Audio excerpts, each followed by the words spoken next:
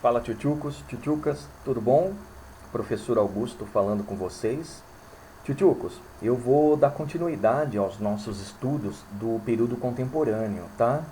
E o que eu vou tratar a partir da aula de hoje é uma era chamada Era Napoleônica, que muitos de vocês conhecem também como o período napoleônico, tá ok? Então, esse assunto tá lá no capítulo 4, na página 641, beleza?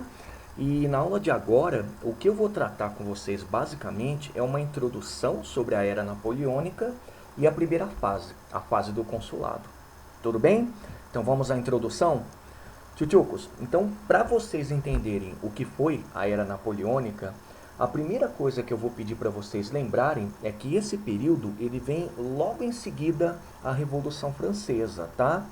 Lembra o seguinte, o Napoleão Bonaparte ele assumiu no ano de 1799 com um golpe chamado Golpe do 18 de Brumário.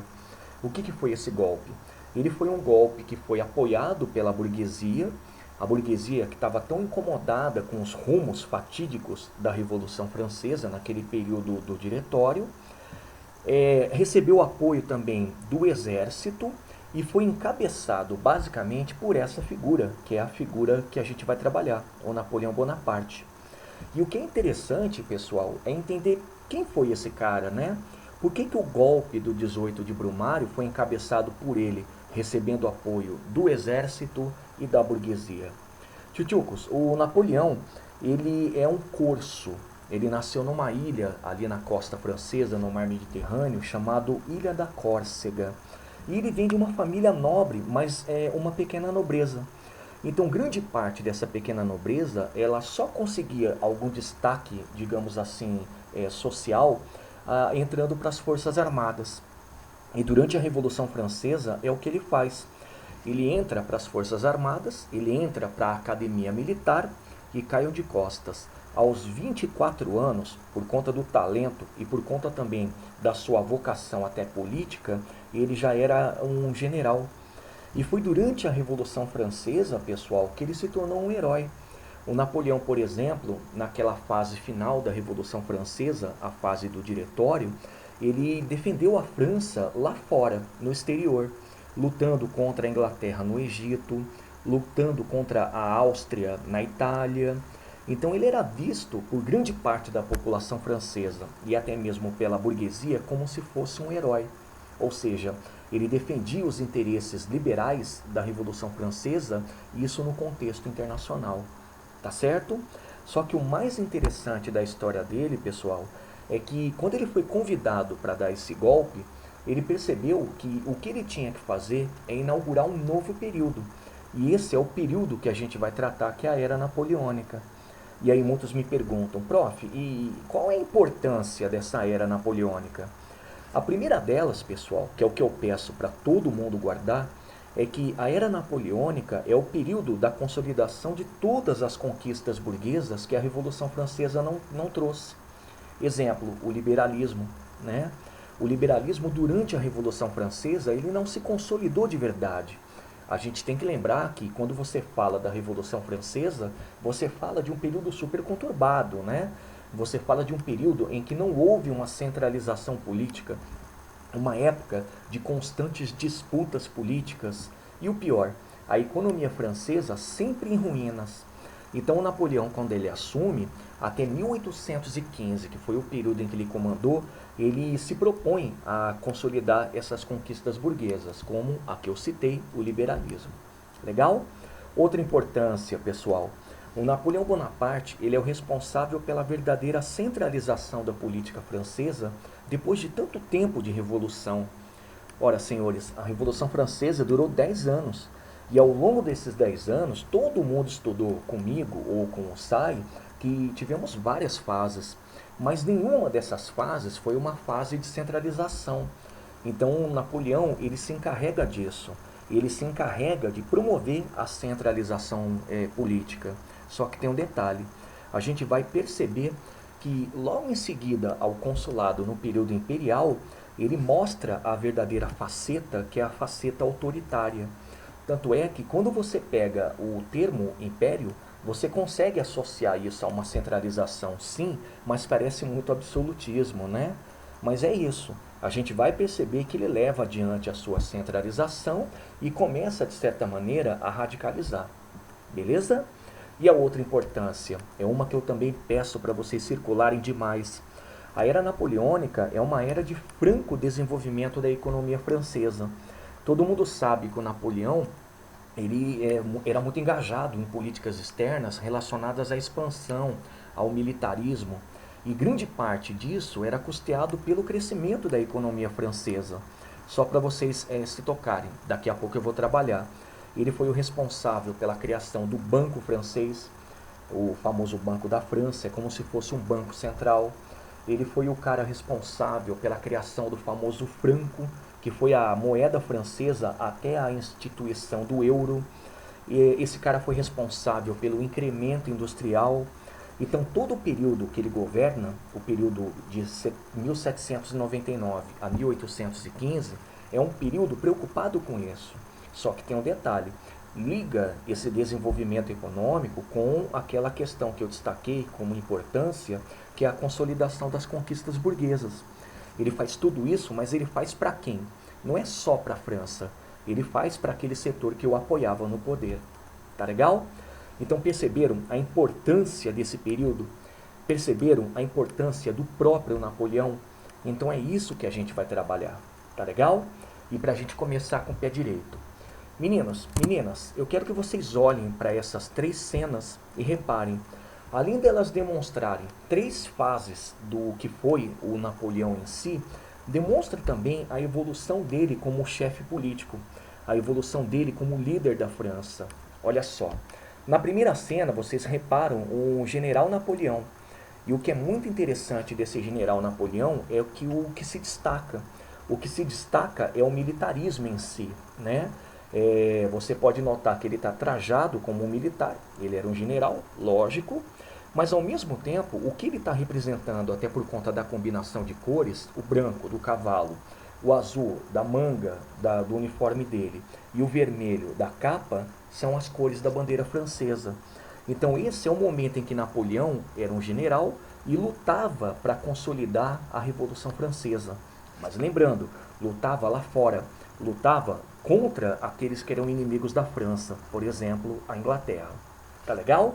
A segunda cena, a mais icônica, é o Cônsul Napoleão. Cônsul, pessoal, é um título que se dava a, digamos assim, uma espécie de primeiro-ministro, tá? Então, ele equivale ao Napoleão como um político em si. Já reparem, a vestimenta dele mudou. Ele não está trajado só como um general. Ele está trajado mais como um político, né? Como é que vocês reparam? Por essa faixa aqui, ó. Essa faixa, pessoal, é sempre portada por aquele que é um chefe do executivo. Pode ser um prefeito, um governador, um presidente ou um primeiro-ministro, tá legal? Então aqui você percebe um Napoleão diferenciado, um Napoleão que já se comporta como um político e equivale à primeira fase da história da era napoleônica, tá certo? Galera, e a última cena, uma das cenas mais conhecidas, é a cena do Imperador Napoleão. E agora a mudança é radical, né? O traje que ele está usando é um traje de imperador. E vocês vão lembrar o que eu comentei agora há pouco, de que isso significa que ele está promovendo a centralização política. Mas reparem, o traje, pessoal, ele faz uma menção sim a uma espécie de um monarca, como se fosse um absolutista. Mas calma, não era um absolutista, tá? Ele se utiliza desse título, o título de imperador, para radicalizar e promover aquele que é o intuito político dele, que é a centralização.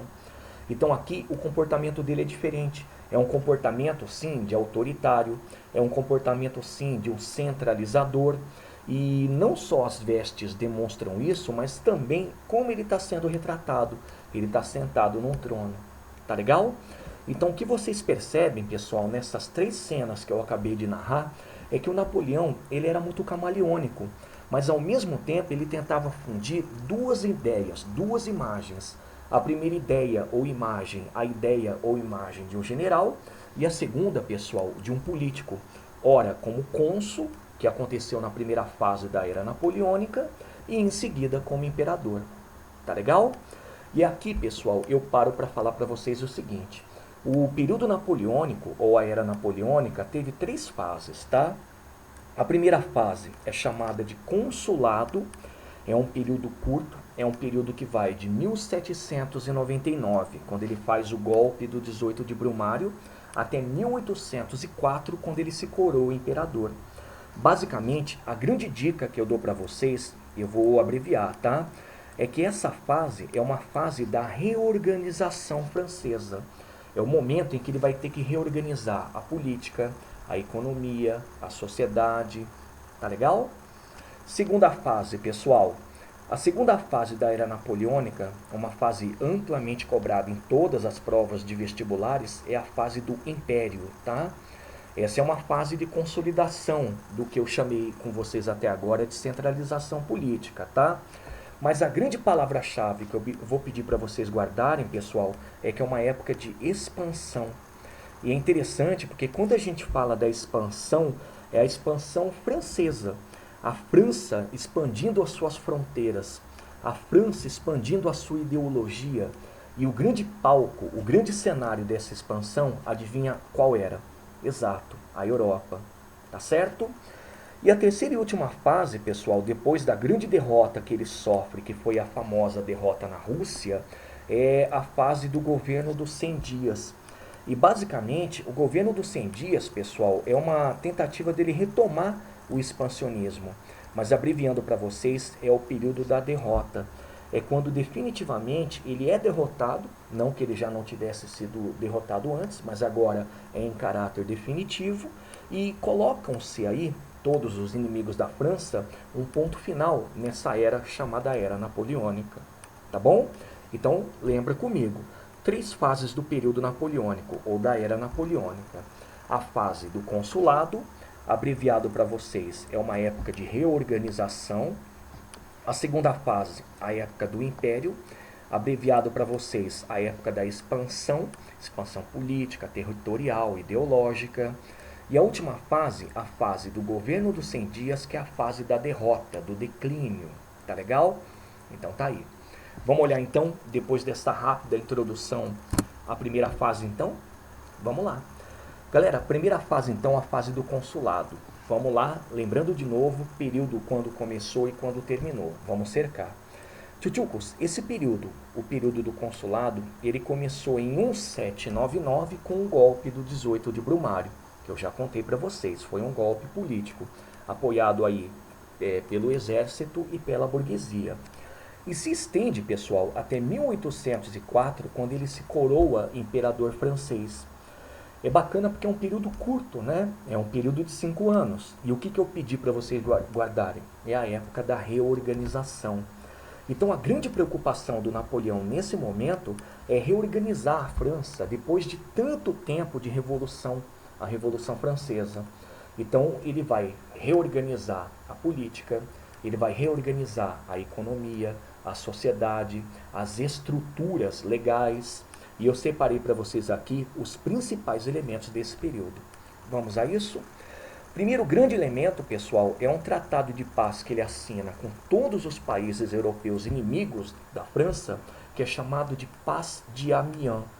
Esse tratado é interessante porque põe um ponto final nas lutas que aconteciam entre a França revolucionária, a França da época da Revolução, lógico, francesa, e os países membros da coligação mais a Inglaterra. O quê? Você não lembra o que é coligação? Então vamos lá. Coligação, tchutchucos, é a aliança entre países que durante a Revolução Francesa não aceitavam o que estava acontecendo. Sabe por quê? Porque esses países eram países absolutistas. Então eles estavam reagindo a uma Revolução Francesa que era anti-absolutista, era liberal. Tá legal? Quais eram os principais países? A Prússia, a Rússia e a Áustria. Tá legal?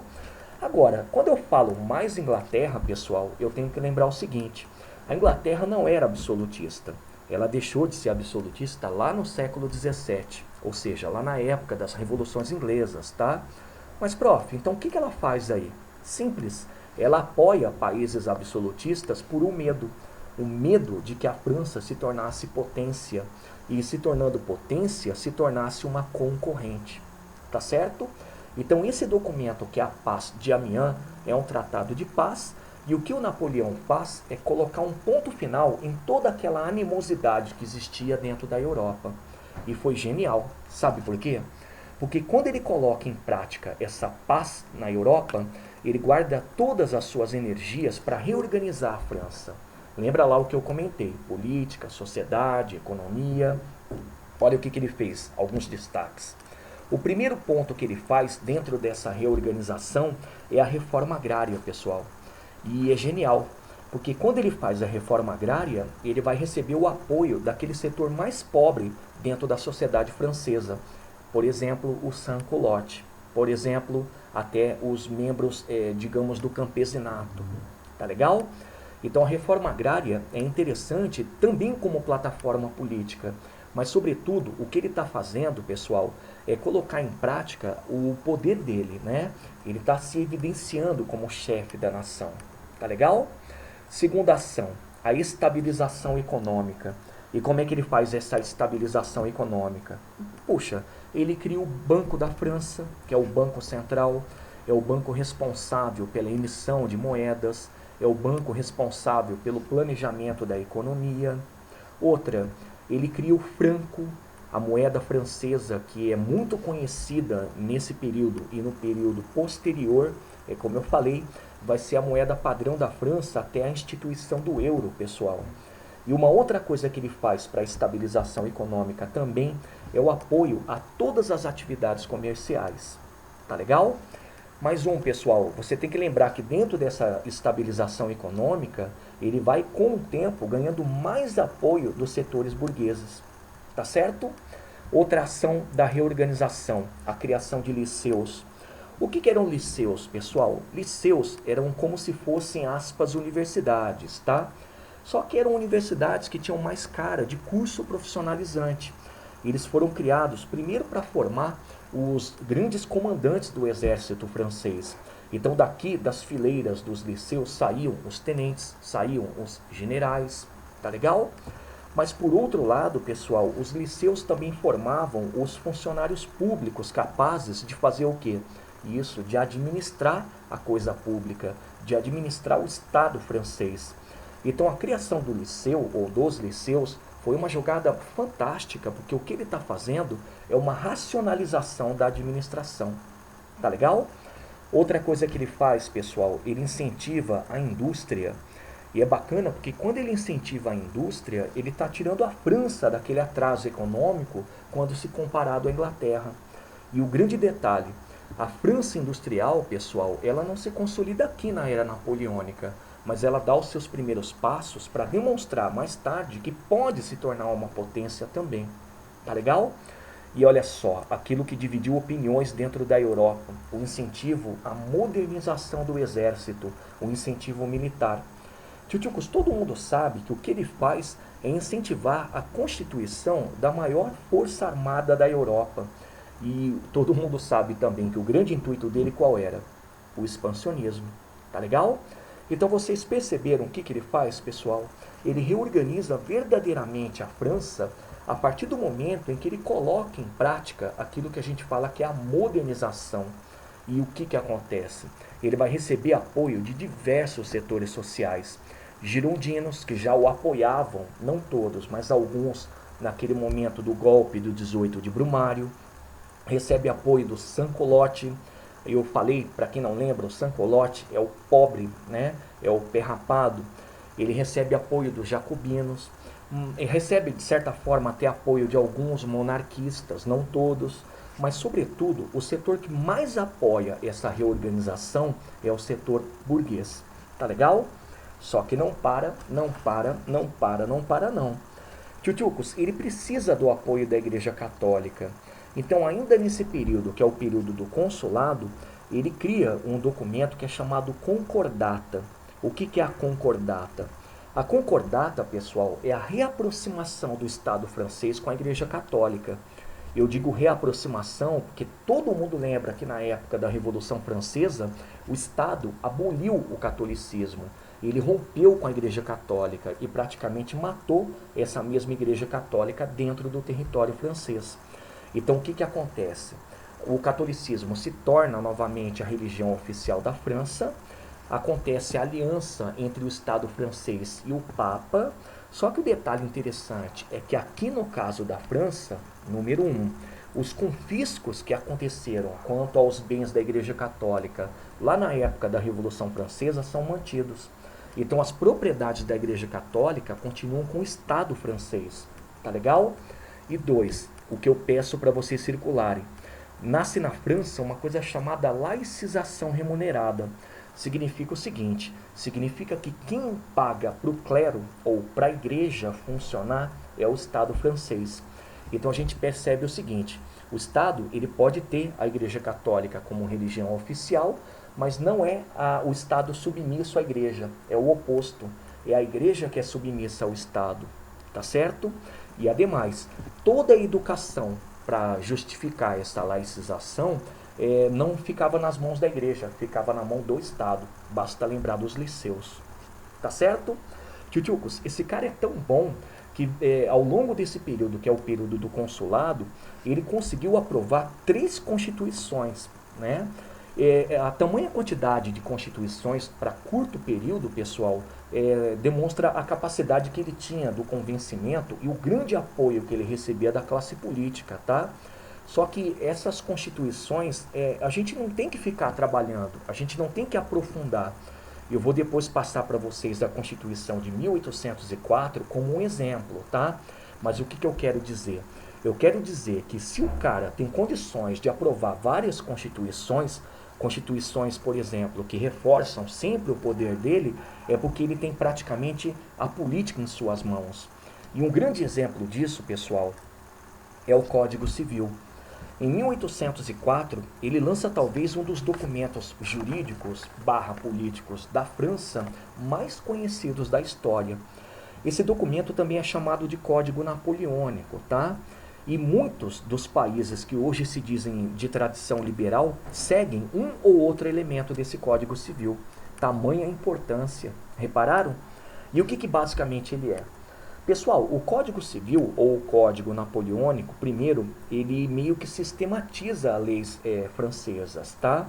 Ele reúne num único documento todas as leis francesas que ficavam dispersas, mas ao mesmo tempo eram leis que garantiam grande parte daqueles interesses burgueses, como por exemplo o liberalismo.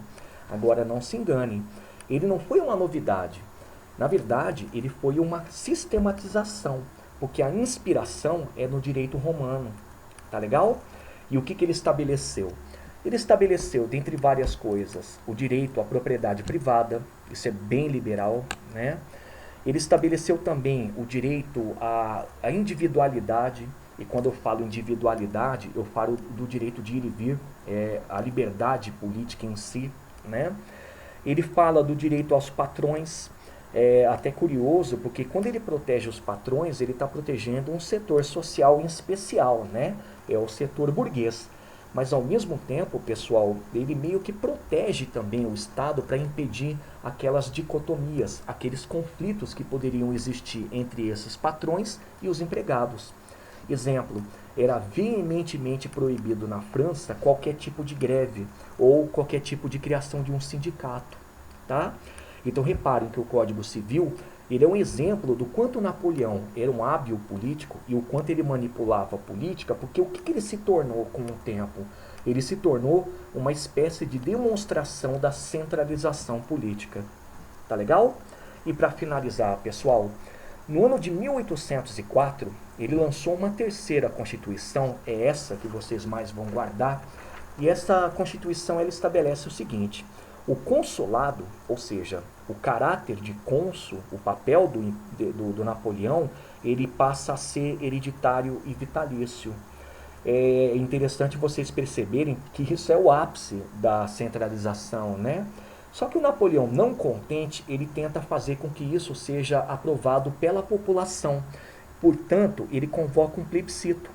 Só que no plebiscito, pessoal, além de ele perguntar para a população se a Constituição tinha validade, ele propõe uma mudança. Ele propõe que o cônsul se torne imperador. E adivinha o que acontece? Oui, exatamente. A população francesa diz sim, oui. Ou seja, o Napoleão ele tem o direito de se tornar imperador. E ele o faz.